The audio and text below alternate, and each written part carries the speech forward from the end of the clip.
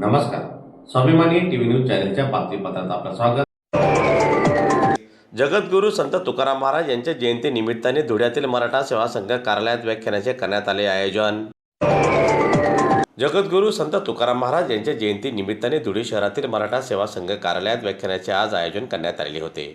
दरम्यान या कार्यक्रमात संत तुकाराम महाराज यांच्या जीवनकार्य, अभंग परंपरा, समाज सुधारणेतील योगदान व मानवतावादी विचारावर सविस्तर मार्गदर्शन करण्यात आले.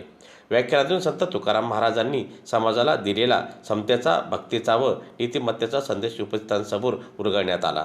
कार्यक्रमाच्या सुरुवातीला संत तुकाराम महाराज, राजमाता जिजाऊ, छत्रपती शिवाजी महाराज यांच्या प्रतिमेला पुष्पहार अर्पण करण्यात आले. संत तुकाराम महाराजांच्या विचारांचा अंगीकार करून समाजहितासाठी कार्य करण्याचा संकल्प यावेळी व्यक्त करण्यात आला. कार्यक्रमासाठी मराठा सेवा संघ, जिजाऊ ब्रिगेडसह पदाधिकारी मोठ्या संख्येने उपस्थित होते. 2 फेब्रुवारी निश्चित केली मराठा सेवा संघाने, तर त्यानुसारच म्हणजे तिथीऐवजी तारखेला जयंती साजरी करणं हे महत्वाचं आहे. जे आपण पाहिलेलं आहे की तिथी आणि तारीख, तिथीमुळे काय होतं की सर्वजण एकाच वेळेस साजरं करू शकत नाही, माहिती पडत नाही. तारीख फिक्स झाल्यामुळे कसं आहे, आता इथून पुढे पूर्ण भारत काय जगभर आपण ती जयंती 2 फेब्रुवारीला इथून पुढे साजरी करू. आणि तो निर्णय खेडेकर साहेबांनी मराठा सेवा संघाच्या मार्फत घेतला आणि आपण त्याची अंमलबजावणी सुरू केली.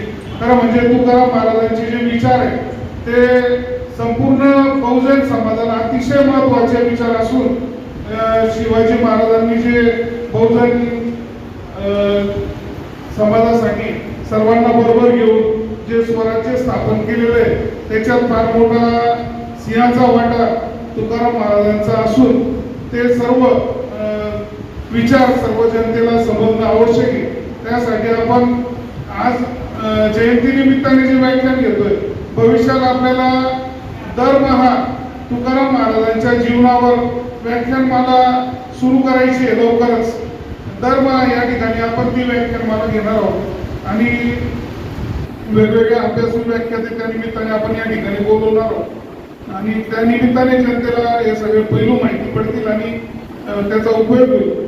तर मी आता या ठिकाणी जास्त वेळ न घेता आपल्याला कॅलेंडरचंही प्रकाशन करायचंय. कॅलेंडर आलेलं आपलं मराठा सेवा संघाचं या वर्षीचं, ते पण आपण कार्यक्रम संपल्यावर प्रकाशन करणार आहोत.